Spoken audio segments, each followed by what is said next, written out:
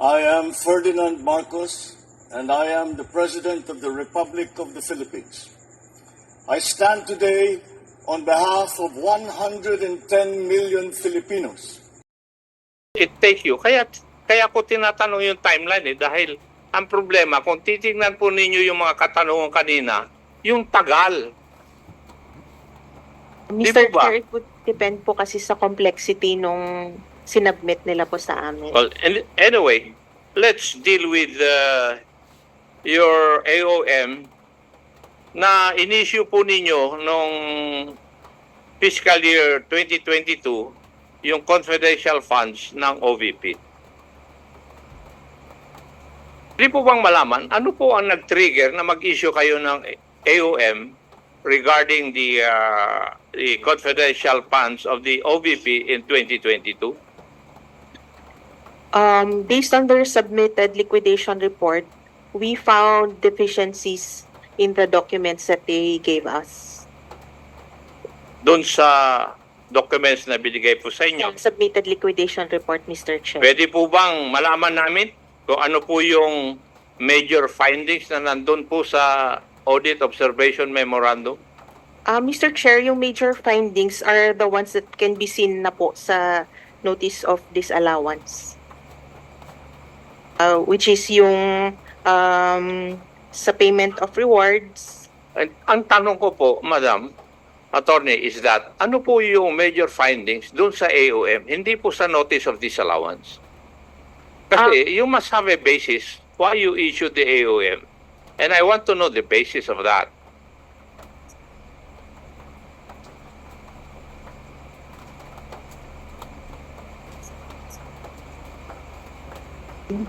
Mr. Chair, dun sa AOM, first they did not submit documentary evidence of payment to support their accomplishment report. And then, per analysis of the submitted accomplishment report, it was revealed that some of the fund was used for medical and food aid and travel relative to confidential operations, although it was not yet clear if at that point if it was used for confidential operations. And then we have the payment of rewards, which were not supported with documents evidencing the success of the information gathering. And then they also did not submit the special budget request and the amended accomplishment report. And then the DV was not properly accomplished by the DV was not Okay. particularly Now, accomplished. these observations of yours were repeated sa Notice of Disallowance. Sinagot mo na yung kanina Di ba? Yes, Mr. Yes. Chair. Now, ang susunod na katanungan ko po is, did the Office of the Vice President issue any response in relation to your AOM? Yes, Mr. Chair. That is why the remaining items in the NDs are those that we are not yet satisfied with. Yes, the responses given by the Office of the OVP did not satisfy your requirement. As to the ND, Mr. Chair. Yes. Correct? Yes, Mr. Chair. Now, may in-issue din po kayong notice of suspension dahil hindi nga po acceptable yung sagot ng Office of the Vice President. Yes, Mr. tama? Chair. Yes, Mr. Chair. Yes. Ano po yun po yung dahilan bakit nag-issue kayo notice of suspension? Hindi nag-comply yung OVP sa mga requirements po ninyo. Hindi nag-comply, Mr. Chair, or their compliance is still not sufficient. Yes. Now, kung naibigay nyo yung notice of suspension po ninyo, pwede po bang malaman ano po yung findings na nilagay nyo ron at saka what steps did the Office of the Vice President take in view of the notice of suspension? As to the notice of suspension, again, the rewards was not fully documented. Some of the accomplishment reports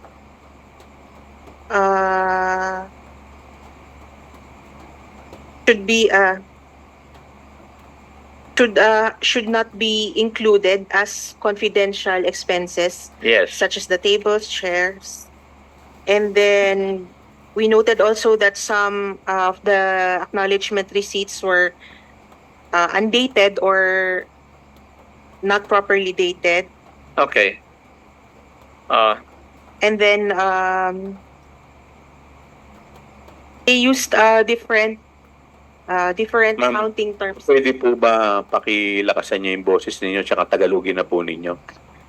Para medyo mas maliwanag po. Opo. Yung ibang na-submit po na acknowledgement receipts, ibang accounting terms ang ginamit compared sa what is required in the joint circular.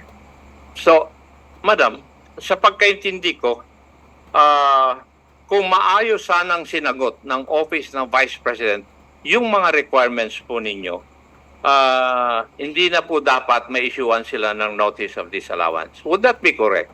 Tama po, Mr. Chair. Now, pero nag-issue po kayo ng Notice of Disallowance. Yes po, Mr. Chair. Yes. Pwede po bang ilahad ninyo sa amin ano yung major findings at observations niyo sa Notice of Disallowance? Yun po ba ang binanggit ninyo? Yun din po ba? Yes, Mr. Chair. Yung sa payment of rewards na kulang po ang documentation on the success of the information gathering, yun pong pag-charge nila ng tables, chairs, desktop computers sa confidential funds which is not wala po sa joint circular. And then yun pong resubmission nung updated na accomplishment report nila sa 3 offices po. And to confirm, Madam Attorney, these findings and observations were already raised doon pa lang sa AOM. Tama Yes po? po. Tama po, Mr. Chair. And sa matagal na panahon na naibigay natin ang pagkakataon sa Office of the Vice President na may paliwanag at ma-rectify kumbaga yung inyong mga observations doon sa AOM,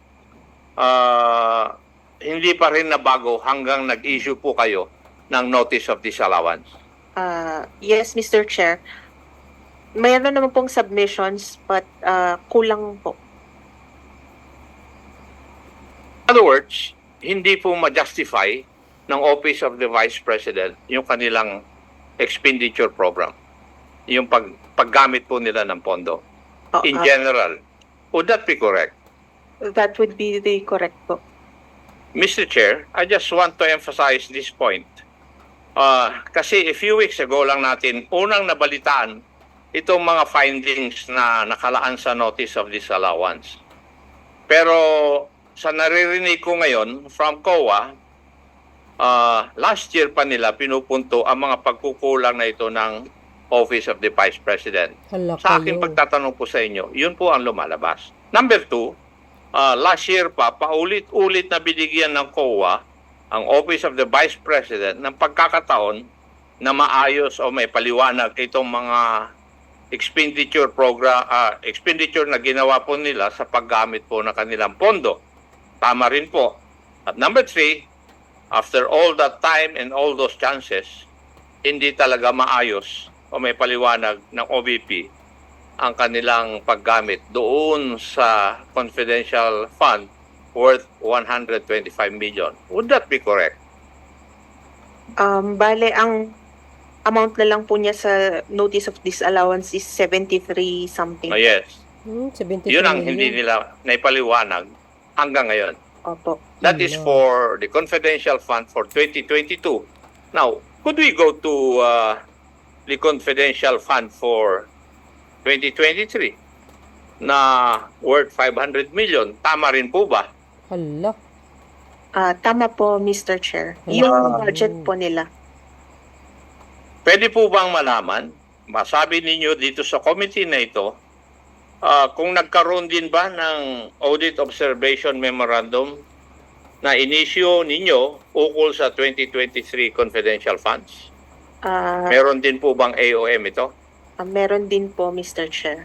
Meron? Meron po, Mr. Chair. Ngayon, ilan pong AOM ay nailabas po ninyo in relation to this 2023 confidential fund? Dalawang AOMs po, Mr. Chair. Dalawang AOM. Yeah. Tama ba ang aking pagkaintindi na bawat quarterly disbursement ng OVP insofar as their confidential funds for 2023 concerned ay may lumalabas na AOM galing sa inyo? Yes, Mr. Chair. Although yung first and second period, pinagsama na po namin sa isang AOM. Yes, Kaya yung but, third period. pinagsama po nyo yung dalawang period. Yes, Mr. Chair. Now, would it be true na ang ibig sabihin lahat ng quarterly liquidation ng OVP may problema? Yes, Mr. Ganun po ang lumalabas sa sagot po ninyo. Yes, Mr. Chair. Yes. In general terms, maaari nyo po bang ipresenta sa committee ito yung major findings at observations sa bawat AOM na binigay po ninyo sa Office of the Vice President? Mr. Chair, prepared Hindi, po sa... tinatanong ko lang naman kung maaari po nyong ibigay dito sa committee. Ang sagot lang po nyo, kung kaya po ninyo, kaya nyo po ba o hindi? May,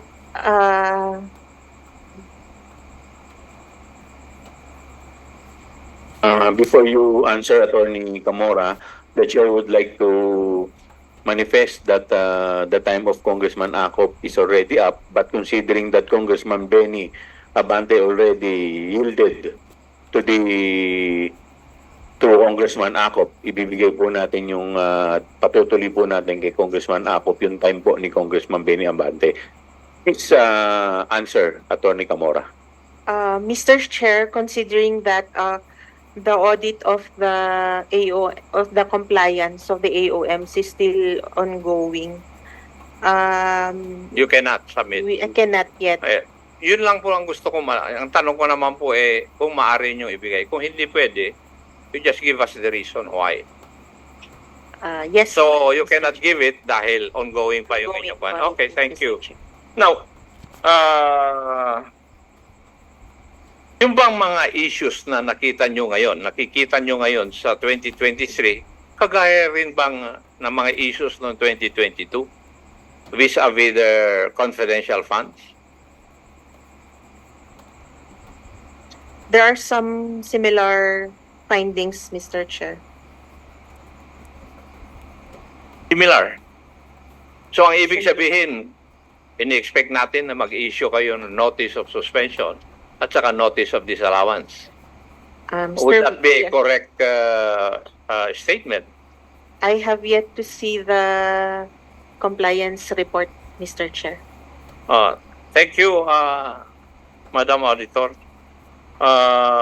Mr. Chair, I would like to make a manifestation insofar as the refusal of the Vice President to take her oath insofar as the hearing of this committee is concerned.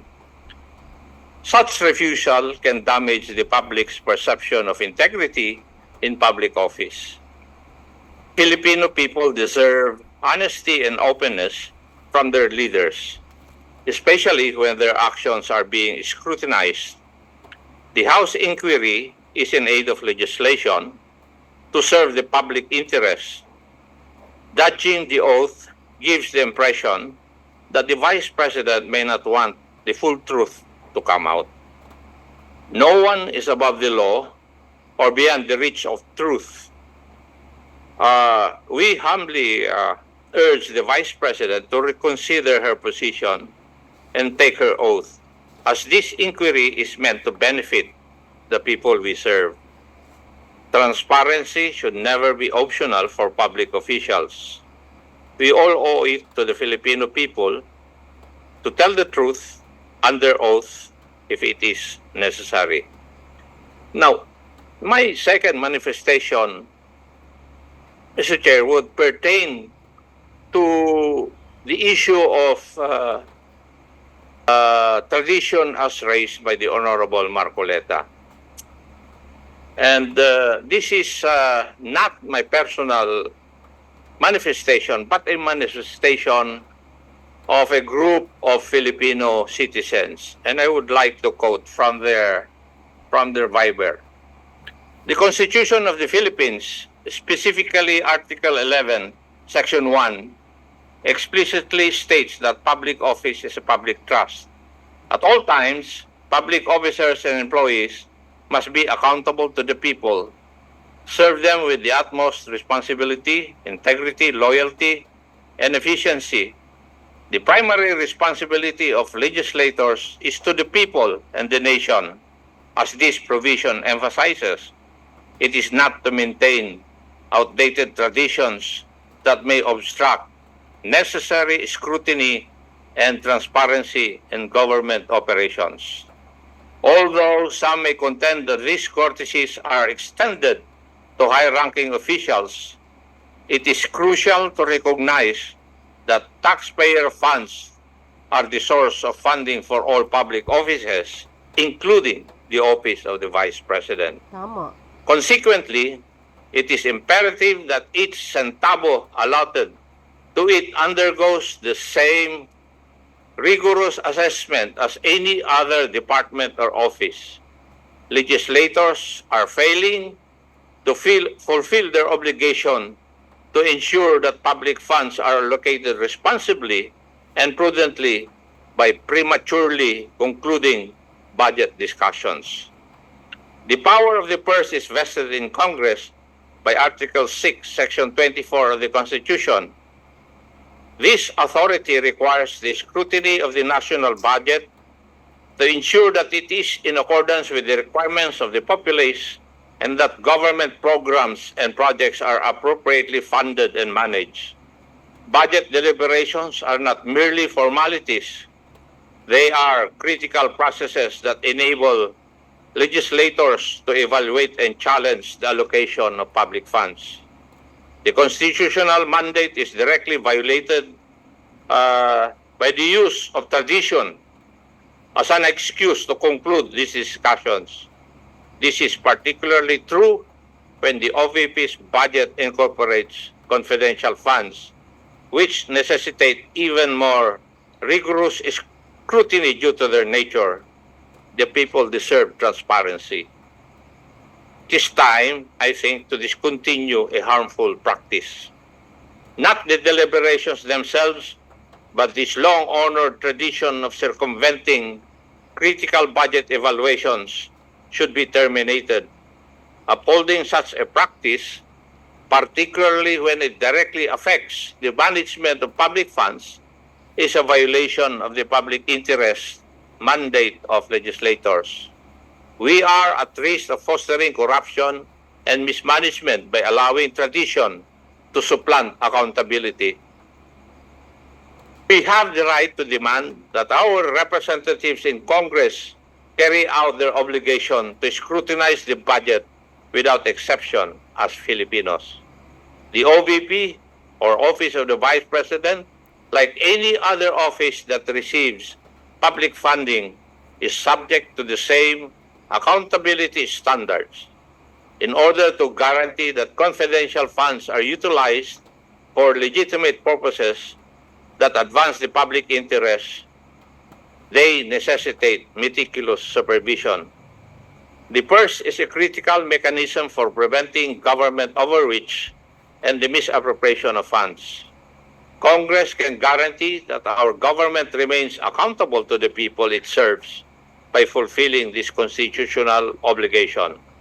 The public and our legislators are responsible for rejecting this detrimental tradition in favor of transparency and good governance.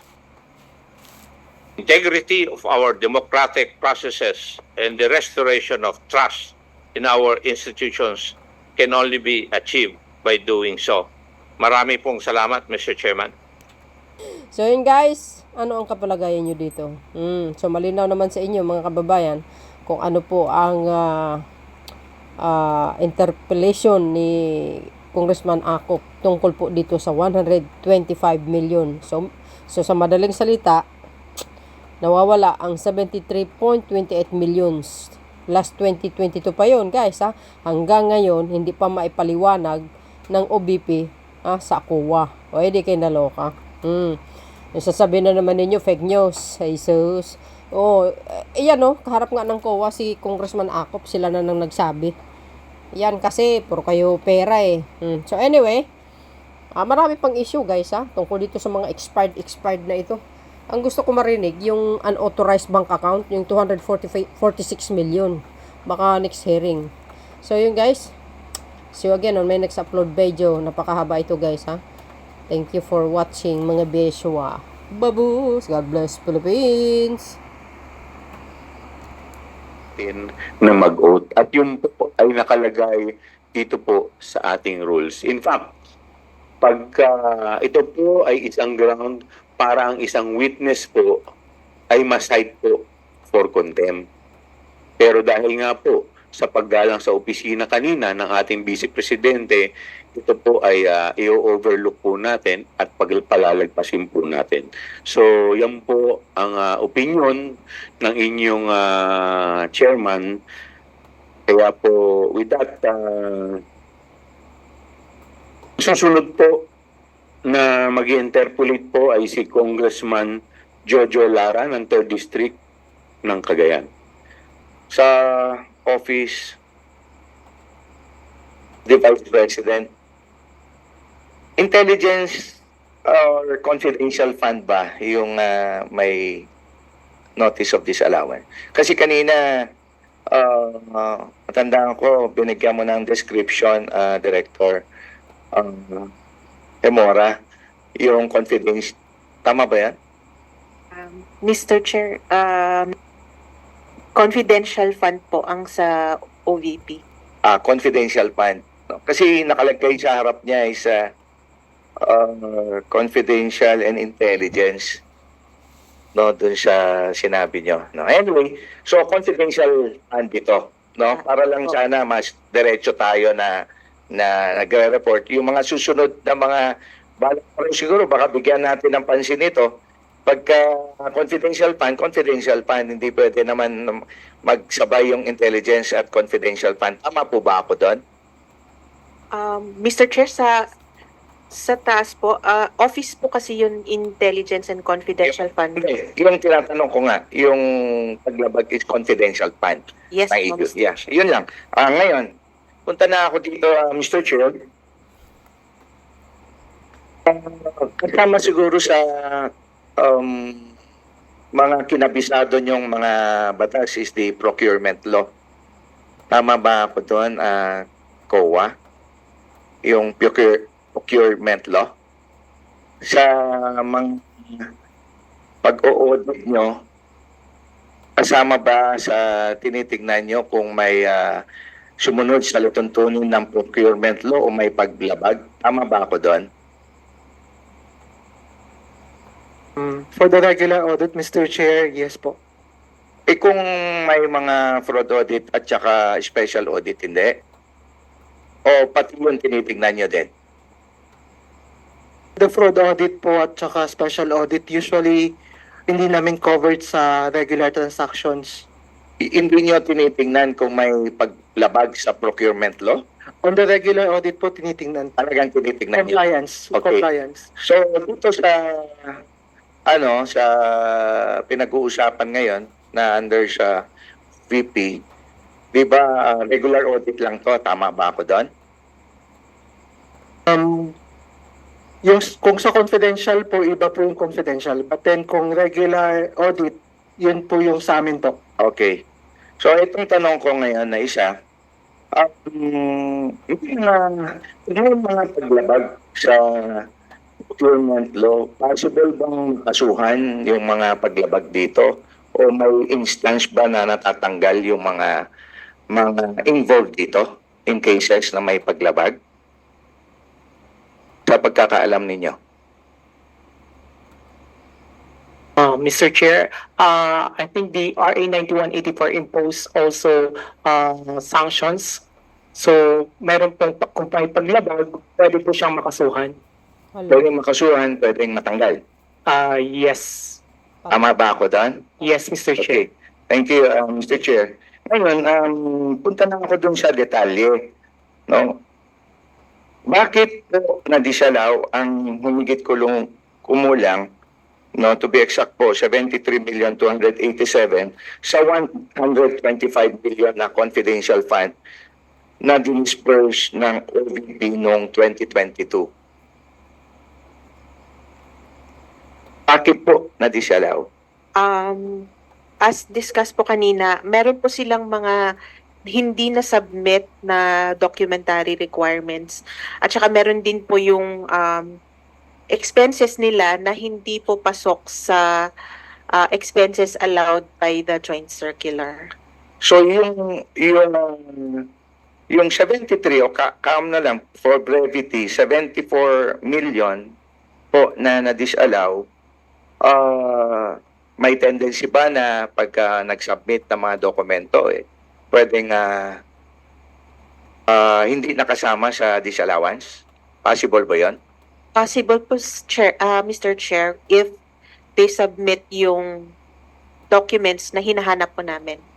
Kasi katulad nito,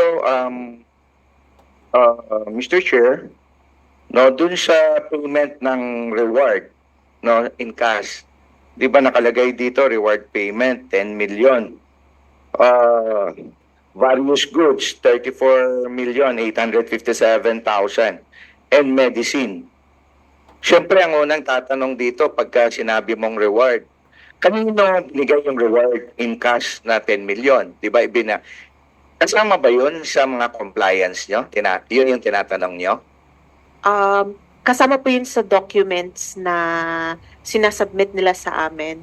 Although hindi naman po kami particular kung sino yung particular recipients, since they could withhold yung names as long as sufficient siya na i-prove na reward siya na naibigay dahil sa confidential activities po. Yes, siyempre, without going to the specification kung sino yung nakukuhanan, siyempre, i-breakdown doon na kailan binigay, bakit may cash reward. Tama ba ako doon, Mr. Chair? Tama po, Mr. Chair. Tama. So, yung specifics and breakdown, importante ito kasi kailangan hindi naman pwede lump sum binigay mo without any accountability, di ba? Tama ba ako doon? Tama po, Mr. Chair. Okay. Ngayon, punta tayo dun sa payment ng various goods.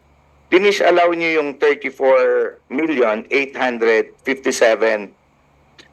Ganun pa rin ba yung hinihingi nyo dito? Anong mga goods ito? Kanino pinamigay? Tama ba ako doon?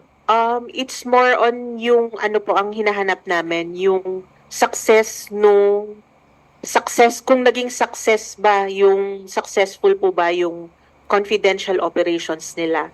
Because they could have given these to the informants pero wala naman po kaming information kung naging successful po ba yung confidential operations or hindi. So, sinasabi mo, Mr. Chair, na success yung program.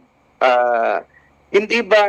Not the program po, Ano yun? Mr. Chair. Successful yung confidential operations po, yung surveillance na na-conduct nila.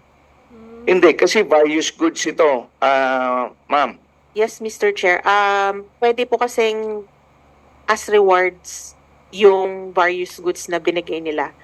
Pag sinabi mong reward, pwede bang goods din yan? Or cash dapat to? Kaya po namin siya in-include dito kasi nag-rely kami sa disclosure nila na rewards po siya. Hindi, siyempre, ika-categorize natin. Reward comes in many form. Tama ba? Pwedeng cash, pwedeng goods. Pwede naman po. Wala naman pong description. So, hindi ba pwede na hindi nyo dinedemand na kung anong specific itong, kasi meron na kayong reward payment, 10 million. So, anong difference nito ngayon dun sa various goods na 34.857 million? Kung sinasabi mo ngayon na pwedeng cash ito, di ba dapat nilagay mo na lang reward payment, cash pa rin? Yun po sana ang ideal, pero based on their explanations, ito po ang nagbigay sila ng cash dun sa agent nila na nag-distribute po ng various goods and medicines dun sa informants who they rewarded. So cash ang binigay, tapos goods ang pinamigay nung pinagbigyan ng cash. Ganun ba yun, Mr. Chair? Parang ganun po, parang may ano po na may mga informants na mas preferred nila yung goods. Yung goods. Yes, So, Mr. Chair. goods ang ibibigay mo, di ba tama lang siguro ito na dadaan din sa proseso ng procurement? Kasi na-disallow nyo ito or ano? Parating ang araw na talagang dito na disallow dahil goods ito at hindi naman confidential fund for that purpose. Posible ba na may paglabag ba sa procurement kung sakali? Mr. Chair, pag sa joint circular po kasi, it provides that purchase or rental of supplies, materials, and equipment for confidential operations that cannot be done through regular procedures, such as yung bidding po. Hindi. Once na na-disallow nyo nga ito with finality kasi dumadaan sa proseso kasi sabi mo kanina hindi na pa naman final ito eh. Kasi pwedeng ma-explain pa no na pagka na-explain baka papasok na pasado naman as confidential fund, di ba? Yes, Mr. Ang ano ko lang, what if na hindi nga nila ma-justify ito at nahulog na talagang notice of disallowance. Dalawa naman pwede niyang puntahan to, di ba? Pag na-disallow ba ito, may possibility ba na babayaran ng nag-disburse ito o hindi kailangan? Ibalik o bayaran? Dalawa naman po yan, Mr. Chair. Pwede nilang bayaran as is or pwede silang mag-appeal on the disallowance. Yes. Hindi, with finality, in case lang, yung appeal talagang hindi na talaga final na yung findings na disallowed. Di ba? Sabi mo, pwedeng bayaran. Tama? Yes, Mr. Chair. Okay. Kung na-disallow ito, siyempre, ang pananagutan niya is the whole amount, ibabalik niya. Tama ba? Yung amount po na disallowed, disallow. Mr. Chair. Yes, Okay. Mr. Chair. So ngayon, punta tayo dun sa medicine, no? Ganon din. Yung medicine na yun, binigay ba as a medicine yun na mismong produkto o yung goods na medicine, yung amounting to almost 25 million? Ganun po yung based sa documents nila, Yes. Mr. Chair. Tama? Sa explanation po nila. So, 25 million na medicine, hindi na ba kailangan ito na dadaan sa proseso ito once na confidential fund? Goods ito. Mr. Chair. Mr. Chair, yun nga po, ang explanation nila is hindi sa informant na siya medicines, pero sa agent nila is cash. Bigay. Hindi, kanina tinanong ko nga sa inyo eh. Cash ba binigay ito sa informant at sa yung informant Sa na cash ang natanggap, nabibili siya ng medicine? Yun ba yung explanation dito? Explanation po nila, Mr. Kasi Chair. same yung issue doon sa various goods kanina. Cash binigay, tapos yung cash, binili ng goods. In like manner, dito sa medicine, cash binigay na good na medicine. Tama ba yun, Mr. Chair? Tama po, Mr. Chair. Ngayon, meron din kayong tinutukoy sa notice of disallowance na 3.5 million na ginamit raw pambili ng tables, chairs, desktop, computers, and printers. Tama po ba to? Tama po, Mr. Chair. Yung confidential funds sa pinambili ng mesa upuan, pwede po ba ito, Mr. Chair? Kaya po namin siya nilagay as an observation po kasi wala po siya sa joint circular. So, ang tanong ko dito na naman, Mr. Chair, kung nadisalaw ito at balang araw, dalawa naman ang pupuntahan nito, nadisalaw na pinababalik mo yung pera or na-disallow na ma-justify. Tama ba, Madam, Mr. Chair? Tama po, Mr. Okay, kung na-disallow na mababayaran. Ano kung na-disallow na na-justify? 3.5 million ang worth nito bili ng tables and chairs. Di ba dapat dadaan na naman ito sa proseso? Kasi hindi naman categorize as confidential funds siguro yung pambili ng mesa, ng upuan, or Mr. printer. Chair, ang kailangan nilang i-justify is if confidential expense po ito. So, the moment na hindi po siya ma-justify as a confidential expense, disallowed na po talaga siya, Mr. Chair. So, pag hindi na-justify, yun na nga, kanina, Madam, no, Mr. Chair, pag na-disallow, dalawang pupuntahan. Na-disallow, papabayaran. Na-disallow, na-justify. Pero ito nga, pambili ng upuan, no, at worth 3.5, di ba dapat nadadaan din sa proseso ito? Yun lang yung inaano ko. So anyway, ang tanong, wala bang pondo ang OVP pambili ng tables and chairs na gagamitin pa ang confidential fund?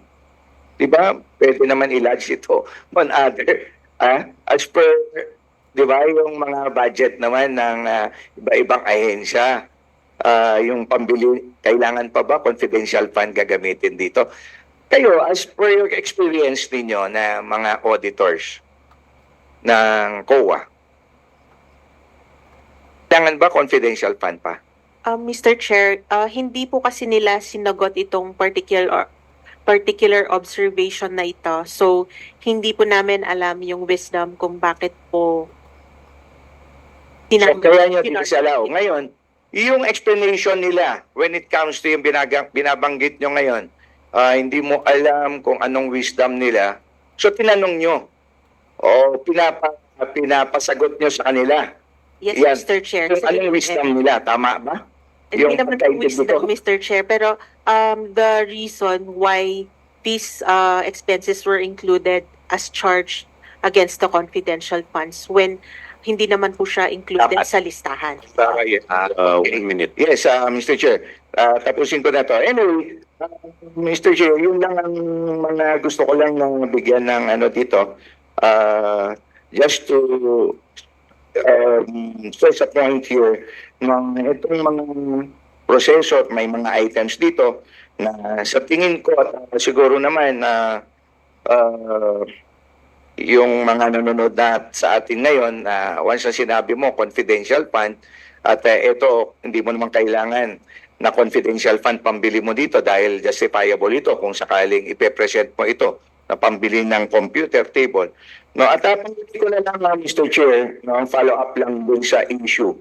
Kanina, binanggit ni Chairman Paduano, ni Chairman Acop sa duration, palagi ng COA reports natin. If ever, Mr. Chair, i-manifest ko na lang, hindi introduction of, kung sakali man magkakaroon tayo ng legislation to effect, no, itong mga sakali na papag-usapan yung paggawa ng mga polisiya, lalo-lalo na sa COA, na i-consider yung time frame, duration, no, ng mga reports ninyo kasi it might happen na ito kasi palagi kong sinasabi ito sa pagdinig, lalo na nga no, nag-start ito dun sa case namin sa Cagayan. It is a deterrent kasi kung mapabilis sana ang proseso natin, hindi na tayo aabot pa ng ganito eh. Palaging sinasabi ko, hindi titigil ang paglabag sa batas. Sakali, patayan, kung wala kang mahuli at walang makasuhan at walang masentensyahan, there's no deterrent anymore na gagawin ulit yan. So, ganun din dito sa mga paglabag na ito. And first, i-ano ko na lang dito, Mr. Chair, na if I may suggest, no, para ito na yung mga COA auditors din, kasi nangyayari dito with due respect sa inyo, auditor, no, and other auditors, no, kung talagang trabaho lang talaga ginagawa natin with no intent na madidelay ito, no, kailangan, balang araw, pag talagang yung very objective ang pagiging cause of delay, dapat hold accountable din ang auditors at magkaroon din ng penalty. No, Mr. Chair, para maging deterrent sa kanila. Kasi katulad ng nangyari sa public accounts, Mr. Chair, nagsabi yung in charge to submit all the reports on a particular date. Parang baliwala lang, natatawa pa sila na magsabi, di ba, Chairman Akop, no? Parang wala silang no sense of urgency, no sense of responsibility, kahit madali na. Anong cost? So ito lang, Mr. Chair, sana po mabigyan din natin ng pansin ito at parampatang mga legislation. So yun lamang po, Mr. Chair. Maraming salamat. Thank you po, Congressman Lara. Mr. Chair? Yes, the Honorable Vice Chairman Akop. Yes, bago ko po makalimutan. Kanina po nagkaroon po kayo ng manifestation regarding doon po sa hindi pag-undergo ng ating Vice President na mag-take ng oath. May I know if that is also a motion to see to it that such event will not become a precedent insofar as this or the committee hearings of this Congress are concerned. That is the ruling of the chair.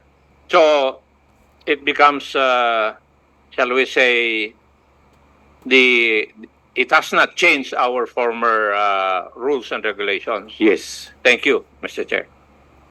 Mr. Chair, may I clarify? Yes, Mr. Tumawis of COA. For the regular audit po, ang timeline po ng transmittal or submission ng report, annual audit report, which is September, end of the year. September of each year at after dun sa audit period. So for example po, for 2023 na annual audit report, dapat po mai-transmit po sa Congress, sa OP, and to the management of the OBP on or before September 2024. Thank you.